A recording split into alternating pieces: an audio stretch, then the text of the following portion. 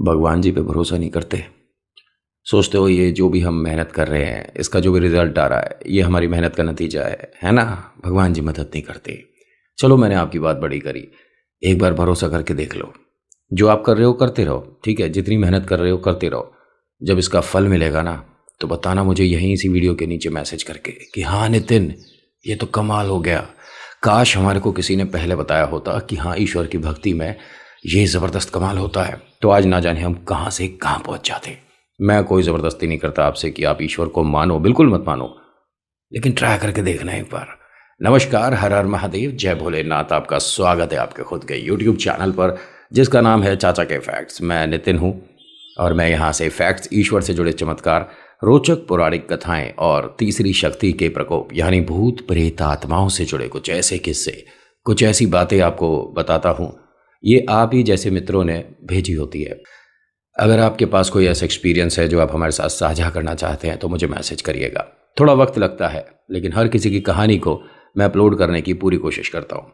आज की कहानी मेरे भोले बाबा पर विश्वास के एक ऐसे चमत्कार की कहानी है, जिसे सुनने के बाद हो सकता है कि थोड़ा वक्त ईश्वर के लिए आप भी निकाल लो। अभी इंट्रो, फिर उसके बाद आकर शुरू करूँगा। कहीं मत जाइएगा, पूरी कहानी सुनिएगा। हर हर महादेव।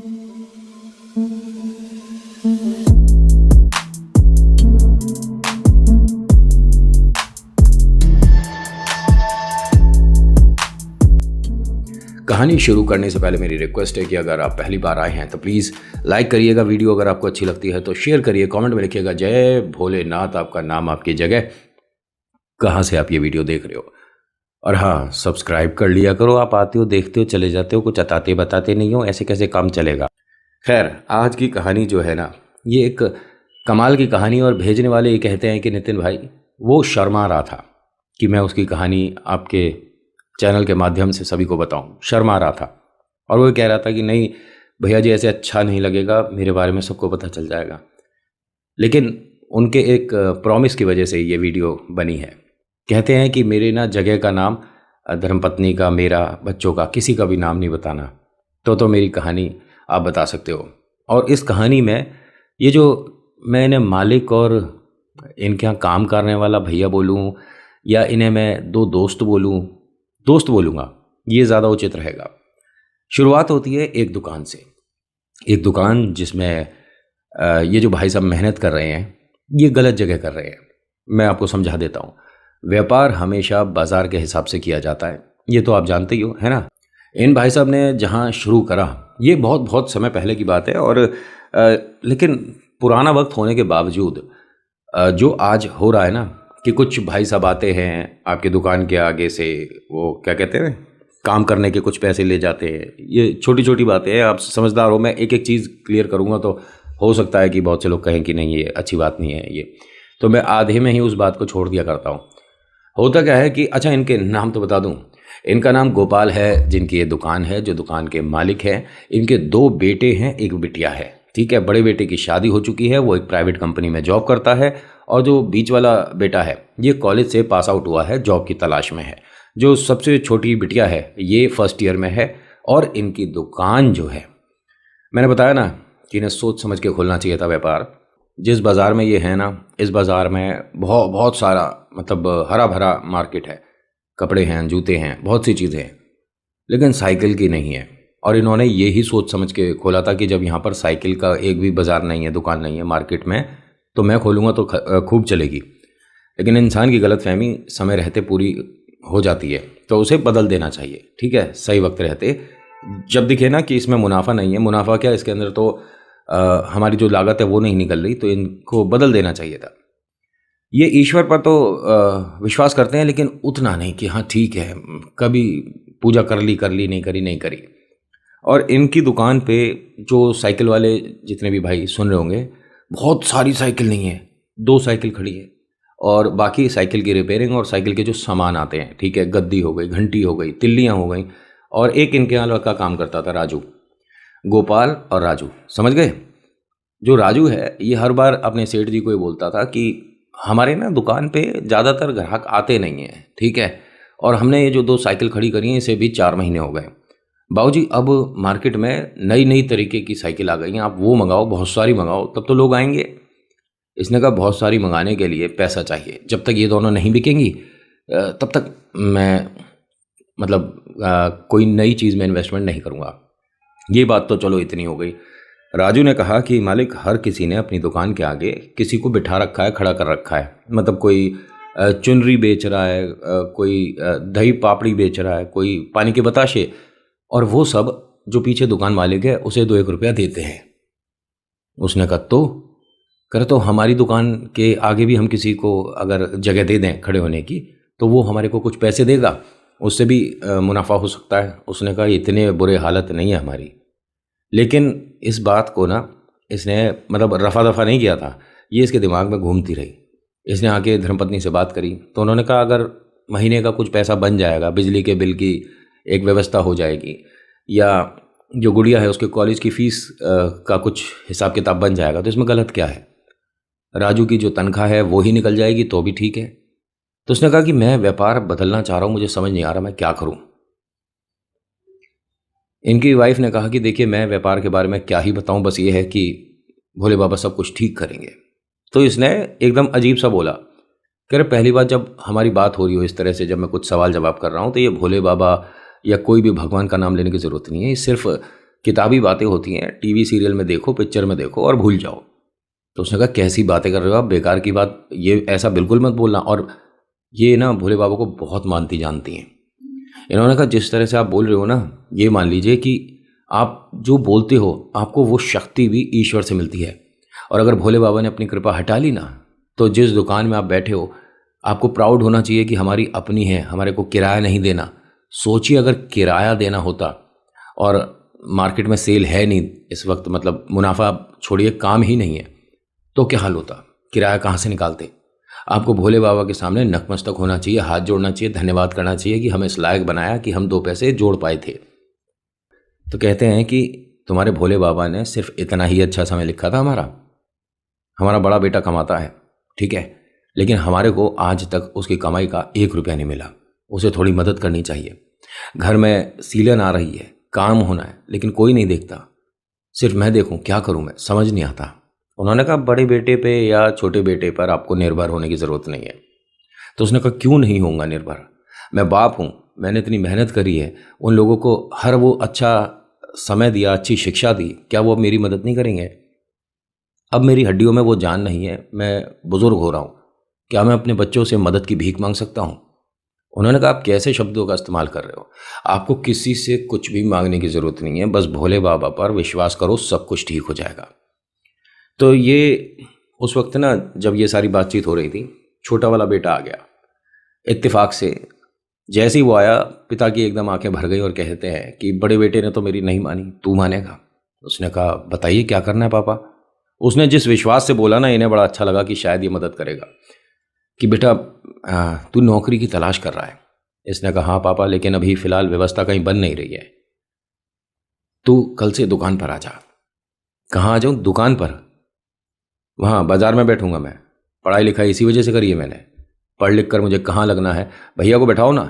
बड़ा भाई किस काम का है? कह रहे वो नौकरी कर रहा है। हाँ तो कल को मैं भी करूँगा, मैं क्यों बैठूँ तुम्हारी सब बेकार सी दुकान पर, और उसमें अजीब सी बदबू सी, अजीब सी, मैं नहीं बैठ सकता। कोई हाँ बड़ा शोरूम होता तो मैं सोच सकता था, बड़ा शोरूम से भी बड़ा दिल है बाप का, वो नहीं दिखा तुझे। इसने ना बच्चे के सामने बहुत बार हाथ जोड़े, आंखों में आंसू थे, तब भी उसे शर्म नहीं आई। खैर अपना अपना मन है, नहीं बैठना उसे दुकान पर, क्या कर लोगे, ज़बरदस्ती है। बड़ा वाला भाई आ गया उस वक्त और वो कहता है कि हमने तो तुम्हें पहले ही मना करी थी। अपने पापा से बोलता है कि इस तरह के फालतू के व्यापार करने की ज़रूरत नहीं है, बंद करो दुकान, जो पैसे आएंगे उसे हम दोनों को दो और हम किसी चीज़ में इन्वेस्ट करेंगे, तुम्हें इतनी नॉलेज नहीं है। बिटिया आ गई, वो बोलती है कि पापा मैं बैठ जाऊँ कल से दुकान पर। तो उन्होंने कहा अरे बेटा तेरी पढ़ाई चल रही है, बेकार की बात मत कर, और तू अपना पढ़ाई पर ध्यान दे। तो कहती है कि पढ़ने के बाद कहीं मेरा भी दिमाग ऐसा ना हो जाए जैसा दोनों भैया का हो चुका है। उन्होंने अपनी गुड़िया को बहुत डांटा, अपनी बहनों को, कि जब हम बात कर रहे हैं तो तुझे बीच में बोलने की ज़रूरत नहीं है। पिता से बोलते हैं कि 1 महीने के अंदर आप इस दुकान का कुछ फ़ैसला कर लो। उन्होंने कहा नहीं जी, मुझे कोई फ़ैसला नहीं करना, मुझे ना दुकान बेचनी और ना मैं अब तुमसे दोबारा कभी कहूँगा। ज़िंदगी में जब तक मेरी सांसें हैं मैं उस दुकान पर रहूँगा, मैं तुमसे कभी भीख दोबारा नहीं मांगूंगा। बड़े वाले बेटे ने ना एक बहुत अच्छा इन्हें ऑफर दे दिया। कहते हैं कि मैं अब शादी करने वाला हूँ और 2 महीने में शादी करके मैं दूसरी जगह शिफ्ट हो जाऊँगा। उस दुकान को निकाल कर उसके जो पैसे बनते हैं, एक बड़ा हिस्सा बहन का और 2 हिस्से छोटे हमारे दोनों भैयाओं के कर देना, मुझे अपने ज़रूरत के सामान में इस्तेमाल करने हैं। यानी 1-1.5 महीने के अंदर दुकान बेचनी पड़ेगी तुझे, बोल दिया उसने। छोटे वाले भाई ने कहा कि अगर ऐसा होता है तो मुझे मोटरसाइकिल खरीदनी है, दूसरी जगह दूर जगह जो जॉब मिलेंगी मेरे को आने जाने में आसानी रहेगी। और पापा से ये और बोलते हैं कि इतने बड़े मकान की वैसे ज़रूरत नहीं है, मैं तो अलग चला ही जाऊंगा। छोटे वाले की व्यवस्था जॉब के बाद वो भी देख लेगा, गुड़िया की शादी होगी वो चली जाएगी, तो तुम इतने बड़े मकान का क्या करोगे, इसे भी बेच देना। अभी नहीं, अभी तो रह लो, शादी के 1-1.5 साल बाद मैं आऊँगा और तब इसकी व्यवस्था करेंगे। माँ ने पूछा कि बेटा किससे शादी कर रहा है, कौन है बहू, कौन है लड़की? उन्होंने कहा जब शादी होगी बुला लूँगा। ये एक प्यारा सा परिवार था। इनसे मिल चुके, कैसा लग रहा है? अच्छा लगा परिवार। और ये जो मैं आपको कहानी सुना रहा हूँ ना, ये जो बता रहा हूँ, आज की डेट में 10 मकान में से 7 की कहानी यही है। बच्चों पर बहुत भरोसा करते हैं और फिर भरोसे पर लात मार के बच्चे सीना चौड़ा करके ऐसे निकल जाते हैं जैसे वो बाप के बाप हों। आप कितना भी रुपया कमा लो मेरे भाई, कितने भी ऊंचे स्तर पर बैठ जाओ, रहोगे पैर की धूल अपने बाप की। समझ गए? सुनने में बड़ा बुरा लग रहा होगा, नहीं हमारे माता पिता तो अच्छे नहीं हैं। भाई साहब, बुरा शब्द लगता ही नहीं है माता पिता के सामने। मौसम कैसा भी रहा हो, समय कैसा भी रहा हो, जब तुम्हें बोलना नहीं आता था ना, आबा आबा आबा आबा आबा करते थे, तब भी माँ समझ जाती थी बच्चों को भूख लग रही है, प्यास लग रही है, बच्चा समस्या में है। और आज माँ बाप के शब्द भी हैं लेकिन बालक को समझ नहीं आते। मैं क्यों इतना ज्ञान दे रहा हूँ, ठीक है, इट्स अप टू यू। आपको जो अच्छा लगता है यू कैन डू, है ना। तो मुझे ज्ञान नहीं देना चाहिए, मुझे सिर्फ कहानी सुनानी चाहिए। होता क्या है कि आज ये उदास मन से अगले दिन दुकान पर आया, साफ सफाई करके बैठा था, तो राजू ने पूछा गोपाल जी से, क्या हुआ भैया, आप परेशान हो मालिक? उसने सारी बातें बता दी, इससे अपने दिल का हाल जो था सब बता दिया, दिल हल्का करा। उनके आंसू पहुंचता और कहता है कि अरे ऐसे नहीं रोते हैं आप, दिल छोटा मत करो। और ये देखो, एक मैंने बहुत बड़ी तस्वीर खरीदी है, भोले बाबा की इतनी बड़ी तस्वीर लेकर आया था वो। तो उन्होंने कहा इसे कहाँ लगाएगा, यहाँ दुकान में जगह है?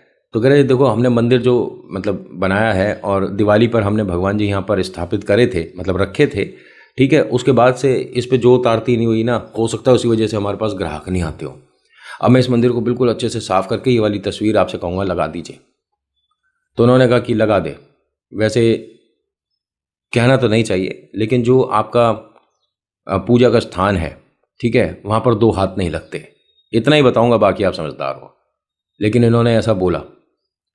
फिर एकदम से इनके दुकान पे ग्राहक आया, उसने साइकिल देखी और डिमांड करी कि ये वाली साइकिल के पैसे बता दो। इन्होंने जितने की खरीदी थी उतने के ही बता दिए कि 3-4 महीने से बिक नहीं रही है, बिक जाए तो अच्छा है। वो एकदम आदमी कहता है कि भाई साहब क्या बोल रहे हो, ये साइकिल जितने पैसे की आप बता रहे हो क्या पुरानी है? उसने कहा नहीं नहीं, नई साइकिल है, बस अभी दुकान खोली है, थोड़ी धूल वूल है। कह रहे धूल वगैरह छोड़ दो, एग्जाम्पल के तौर पे बता रहा हूँ कि ये साइकिल 4,000 की आती है बाज़ार में और आप 3200 की दे रहे हो। उसने कहा हाँ जी मेरी 3200 की खरीद है। तो क्या खरीद पे बेच रहे हो, क्या आदमी हो, मजाक क्या कर रहे हो? उसने कहा आपको लेनी हो लो, नहीं लेनी मत लो। तो उन्होंने कहा अगर इतने पैसे में दे रहे हो तो 2 दे दो। यहाँ 2 ही खड़ी थी साइकिल। उसने कहा ठीक है जी। अब ये जैसे ही साइकिल खरीद कर आदमी गया है तो इसने कहा, राजू ने, मालिक एक काम करो, मेरी बात पर यकीन करके ना अब आप महादेव को वहाँ पर मंदिर पर बिठाओ। इस आदमी को भी लगा हल्का सा कि हाँ ये कुछ कमाल है। उनको वहाँ स्थापित करके बैठा ही था, तभी एक आदमी आया, इसके सामने हाथ जोड़कर कहता कि भैया जी एक छोटी सी बात है, अगर आप बुरा ना मानो। उन्होंने कहा बताओ। कहते हैं कि मेरा ना फल का और मतलब शाम को चाट पापड़ी का काम है। सुबह मैं फल लगाता हूँ और शाम को मैं चाट पापड़ी का काम देखता हूँ। आपकी दुकान के आगे अगर मैं ठेली खड़ी करूँ तो कोई प्रॉब्लम तो नहीं है? उस आदमी ने कहा कि भैया हमारे को यहाँ पर किसी को नहीं खड़ा करना, आप जाओ कहीं और देख लो। तभी राजू ने कहा कि कितने पैसे दोगे? यहाँ पर अगर हम आपको रोकते हैं तो कितने पैसे दोगे? उसने जो पैसे बताए वो ठीक है, वैसे जितने भी बाज़ार में लोग इस तरह से खड़े हैं यही भाव चल रहा होगा। तो उसने मालिक की तरफ देखकर कहा कि मालिक 1 महीने खड़ी कर लेते हैं ना, इनकी ठेली, क्या बात है, कोई परेशानी तो है नहीं, जब ग्राहक आएंगे तो भाई ठेली अपनी साइड कर लेना। उसने कहा अरे मालिक, हम आधी जगह छोड़ देंगे, आप निश्चिंत रहो, हम ठेली को इस तरह से लगाते हैं कि आपके व्यापार पर कोई असर नहीं आएगा। इन भाई साहब का तो व्यापार है ही नहीं। अब इसने हाँ कर दिया राजू ने कि मालिक आप बस एक बार मालकिन से भी बात कर लीजिएगा, मैं अभी इन्हें कह देता हूँ खड़े हो जाओ। और ये डेली के पैसे देने वाले होते हैं लोग, ठीक है, आएंगे पूरे दिन काम करेंगे, शाम को पैसे देंगे, चले जाएंगे। इतना सफल एक व्यापार चल रहा है और आज की डेट में बहुत ज़बरदस्त लेवल पे है बाबा। मतलब लोगों की दुकान के किराए इन ठेली और इन जो सामने खड़े हो जाते हैं ना लोग, उनसे निकल जाता है। 4 लोग खड़े हैं, कोई 800 के हिसाब से भाई साहब 3200 रुपये तो यही हो गए, दिन के बोल रहा हूँ मैं, एक दिन के। लेकिन ये उस वक्त की बात है जब यहाँ पे 1000-2000 दिन के नहीं थे, कम थे काफ़ी। लेकिन व्यवस्था ठीक थी क्योंकि उतने ही पैसे थे तो खर्चा भी वैसा ही था। अब इन्हें समझ नहीं आया कि भाई साहब इसे लगाकर हमने गलती तो नहीं करी। ये घर गए, धर्मपत्नी को सब बताते हैं तो कहते हैं भोले बाबा का चमत्कार है, महादेव जो करते हैं अच्छे करते हैं। देखिए आज का दिन कितना अच्छा रहा। कह रहे क्या अच्छा रहा? कल मनमुटाव हुआ, बच्चों ने एक तरह से मुझे बता दिया है कि जो करेगा तू अपने लिए करेगा, हमें तेरे से या तुझे हमसे कोई मतलब नहीं। महादेव ने बस यही दिन दिखाने के लिए हमें जिंदा रखा हुआ है। उल्टा सीधा बोलता है घर पे आते के साथ ही। इनकी वाइफ ने कहा कि ठीक है, अगर तुम्हें बच्चों से ही काम है, सिर्फ हमेशा बच्चे ही दिखते हैं, मेरा कभी मान सम्मान या मेरा कभी बलिदान नहीं दिखा, तो मैं जी कर क्या करूँगी। इन्होंने कहा कि तेरी वजह से ही जिंदा हूँ, तू कभी अपने आप को उल्टा मत बोल, और तेरे को देख कर ही मेरे को एक हिम्मत मिलती है। हर बार जब ये तू कहती है, मुझे बुरा और अच्छा दोनों लगता है कि महादेव सब कुछ ठीक करेंगे। बुरा इसलिए लगता है कि इन्होंने मेरे लिए कुछ नहीं किया, अच्छा इसलिए लगता है कि तेरा विश्वास कभी टूटा नहीं। अगला दिन सुबह ये वहाँ पे अपनी दुकान पर गए, साफ़ सफाई देखते हैं कि पहले से ही सब हो रखी है। मतलब दुकान का शटर उठने से पहले ही दुकान के आगे की सब कंप्लीट सफाई हुई है, किसी ने पानी भी छिड़क रखा है। तो देखते क्या है कि वो आगे से ठेली लेकर आ रहा होता है। इन्हें देखते ही ठेली छोड़कर हाथ जोड़ता है, राम राम सेठ जी। वो राम राम भाई साहब, लेकिन ये सब कह रहा कि वो पहला दिन है ना, अच्छे से लगाऊंगा, तो कल तो ऐसे ही खड़े हो गए थे। उन्होंने कहा नहीं बेटा ठीक है, लेकिन तू इतनी साफ़ सफाई, कह रहा कि जी आपको बुरा ना लगे तो मैं इसी तरह से सफाई करता हूँ जहाँ पहले दुकान लगाता था। अब उन्होंने वो दुकान पर कोई जनरेटर वगैरह बड़ा लगा दिया है तो वहाँ मैं खड़ा नहीं हो पाता हूँ, और वहाँ पे भी मैं 4 साल से खड़ा हूँ। उसने कहा ठीक है बेटा। उन्हें अच्छा लगा कि साफ़ सफाई करके बैठ रहा है ये। राजू आता है दुकान पर, वो भी कहता है इस बात को कि हमसे ज़्यादा इन्होंने दुकान बाहर से चमका दी, लेकिन चलिए कोई बात नहीं। ये सारी बातें साइड में। इन्होंने कहा राजू भाई साहब ने, भोले बाबा पे आप जो उतारती कर दो। इसने मना कर दिया कि देख ऐसा है, घर पर वो और यहाँ पर तू, दोनों मेरे ऊपर इस तरह से मतलब अपना बातें मत थोपो।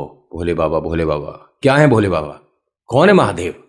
तो एकदम वो ठेली वाला अपना काम करते करते रुका और इनकी तरफ देखकर बोलता है, कह रहा भाई साहब क्या हो गया, ठीक हो? उन्होंने कहा हाँ हाँ हम ठीक हैं, लेकिन आप ऐसे क्यों पूछ रहे हो? कह रहे जो आपने बोला है ये बोलने लायक बात नहीं है, बुरा मत मानिएगा, ऐसे अच्छा नहीं लगता, आप मेरे भोले बाबा को ऐसे बोल रहे हो। अब यहाँ पर एक और आ गया सामने जो खड़ा है, भोले बाबा का भक्त। उन्होंने कहा नहीं मैंने क्या गलत बोला है, कौन है महादेव? उन्होंने कहा वही है सब कुछ, मेरा तो घर उन्हीं से चलता है। इस आदमी ने कहा ऐसा है, मतलब पता नहीं किस बात पर इसे गुस्सा आया कि मुझे हर कोई सिखाने लग जाता है, बच्चे मेरी सुनते नहीं हैं और बाहर के लोग मुझे आकर ज्ञान देते हैं। कहते हैं फिर एक काम कर, महादेव ने तेरे लिए सब कुछ अच्छा किया है। कह रहे हाँ, और तुझे लगता है कि जो हो रहा है वो महादेव कर रहे हैं और सब कुछ अच्छा कर रहे हैं? उसने कहा हाँ। फिर अपनी ठेली हटा यहाँ से। मैं समझा नहीं मालिक। अब अपने महादेव से कहे कि यहाँ पर अब तू अपनी ठेली खड़ी करके दिखवाए, तेरे महादेव करते हैं ना ये सब कुछ। अभी तुम्हारी गलतफहमी दूर करता हूँ कि कोई भगवान नहीं होते। उसने कहा मालिक ऐसा है कि आप ठेली मत खड़ी करवाइए, लेकिन भोलेनाथ के लिए ऐसा नहीं बोलिए। हो सकता है कि कब कौन सी बात ईश्वर को नापसंद आ जाए, और मैं कुछ नहीं कहूँगा आगे। आपको नहीं रखवानी है ठेली कोई बात नहीं, लेकिन भोले बाबा को ऐसे नहीं। ये आदमी जो कि पहले हाथ जोड़कर रिक्वेस्ट कर रहा था कि मुझे यहाँ पर खड़े होने की जगह दे दो, आज इसने मतलब एक सेकंड नहीं लगाया मना करने को कि ठीक है नहीं लगानी, नहीं लगाता, हटा दूंगा। ये यहाँ से अपनी ठेली लेकर जैसे ही वापस जाने लगा तो राजू ने कहा कि अरे आप क्या कर रहे हो, किसका गुस्सा कहाँ निकाल रहे हो और इसकी क्या गलती है। ये अपना घर से जो सोच कर चला होगा कि यहाँ से व्यापार शुरू करेगा, आप उसकी सारी उम्मीदों पर पानी फेर रहे हो। तो इन्होंने क्या कहा कि फिर इससे कहे कि महादेव नहीं, मैं कर रहा हूँ इसके लिए जो कर रहा हूँ। अच्छा ठीक है आप कर रहे हो, मैं इसकी तरफ से माफ़ी मांगता हूँ। उसे रोका राजू ने कि आप रुक जाओ, मालिक का मन थोड़ा सा उदास है, वो किसी बात पे नाराज़ है। उन्होंने कहा नहीं, भोलेनाथ को ऐसे बोला है, कोई बात नहीं, मैं चलते फिरते सामान बेच लूँगा। अपने ईश्वर की बेइज्जती सुनना कायरता होती है और मैं कायर नहीं हूँ भाई साहब, और ना मैं भिखारी हूँ। मैं सच में नहीं सुन पाऊँगा उनके लिए गंदे शब्द, अपशब्द या उनका अपमान मैं नहीं बर्दाश्त कर सकता। आप लोगों के लिए ना मैं गलत बोल रहा, ना मैं आपको कोई बद्दुआ दे रहा, ईश्वर कृपा करें आप पर। लेकिन मैं वहाँ ऐसे इंसान के सामने बिल्कुल नहीं व्यापार कर पाऊंगा जो कि भगवान के बारे में इतना गंदा बोलता है। हाथ जोड़ के माफ़ी मांगता हूँ, कुछ नहीं बोल रहा तेरे भगवान को, खड़ा हो जाए यहाँ।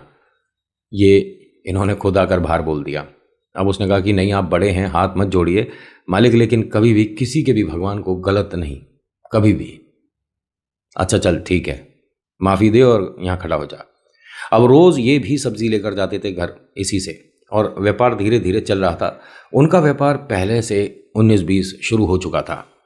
ये किसी का आपकी दुकान पर होना भी तय करता है कि दुकान कैसी चल रही है। ध्यान सुनिएगा, बहुत सारी दुकान आप ऐसी देखेंगे जिस पर कोई जो काम करने वाले भैया हैं बहुत पुराने हैं, 5 साल 10 साल 15 साल 20 साल।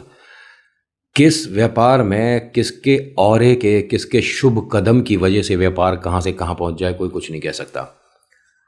भाई साहब 16-17 दिन बाद इस सब्जी वाले ने एक इन्हें सलाह दी, कहता भैया यहाँ पर आप ना, बुरा मत मानिएगा, किताबों का और फोटोकॉपी का काम भी शुरू कर दो थोड़ा सा।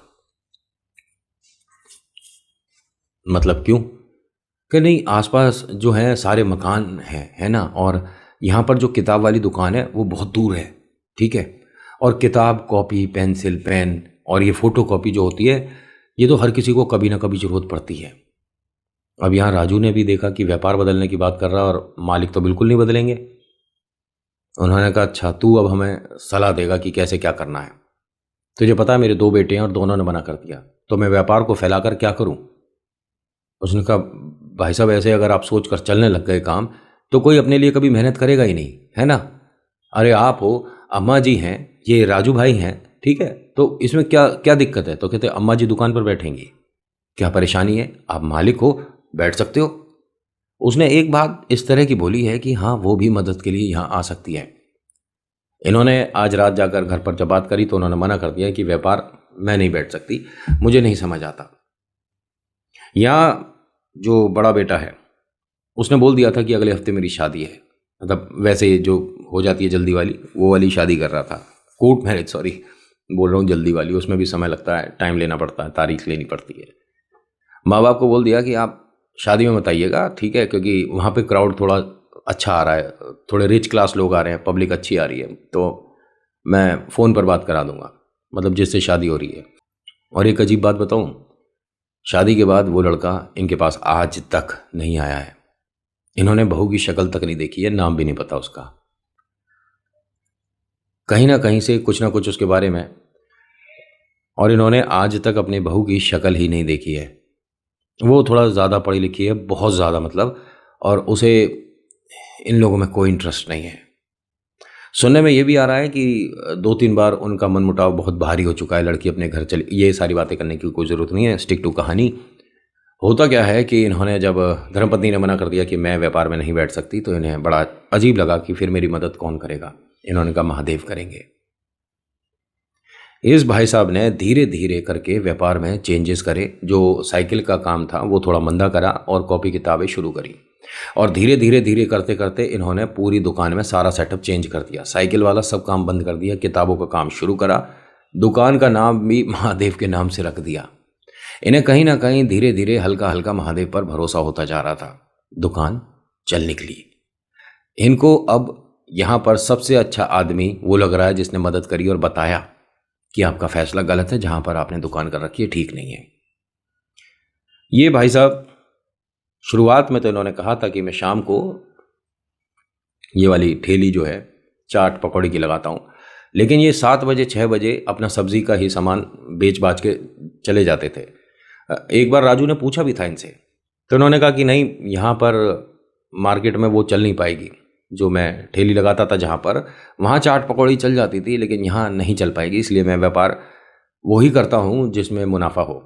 और ये सीज़न के व्यापार भी करते हैं, जैसे राखी आई तो राखी लगा ली, दिवाली आई तो कुछ दिवाली की चीज़ें रख ली, और सब्जी का तो है ही।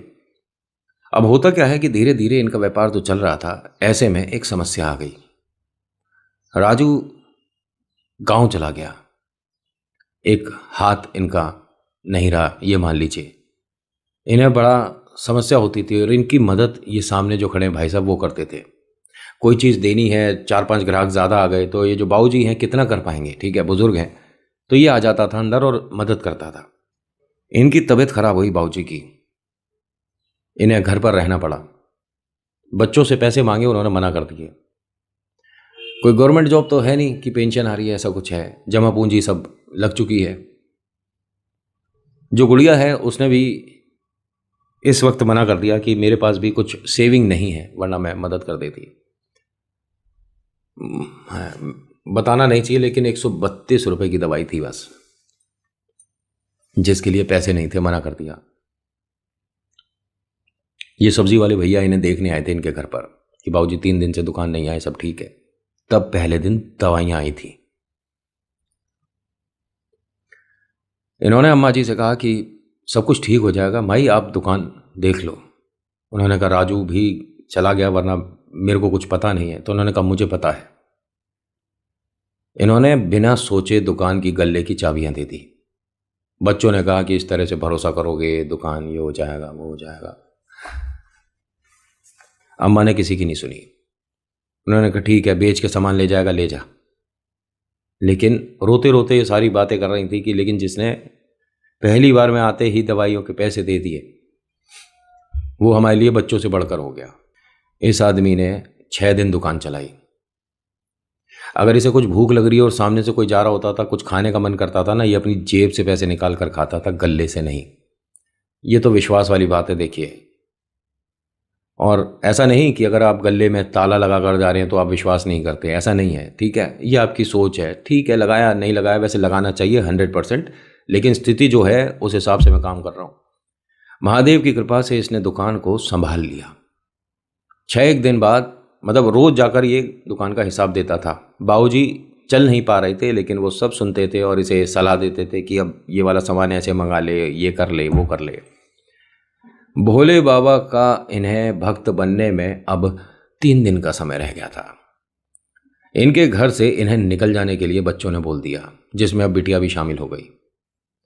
ये जो भाई साहब है ना, जो इनकी मदद कर रहे हैं दुकान चलाने में, ये जिनके यहाँ पहले खड़े होते थे वो वकील साहब हैं, ठीक है, एडवोकेट हैं, जिन्होंने अब मतलब अपनी दुकान के आगे जनरेटर वगैरह रख लिया। बाय प्रोफेशन वो एडवोकेट हैं, लेकिन व्यापार उनके घर का कोई और कर रहा है। तो आप समझ गए ना, एक घर में बहुत सारे लोग हैं। इन्होंने कहा आपको बिल्कुल परेशान होने की ज़रूरत नहीं है, मैं जिनके यहाँ पहले खड़े होता था ना, वो वकील साहब हैं, कुछ ना कुछ वो आपको हल बताएंगे।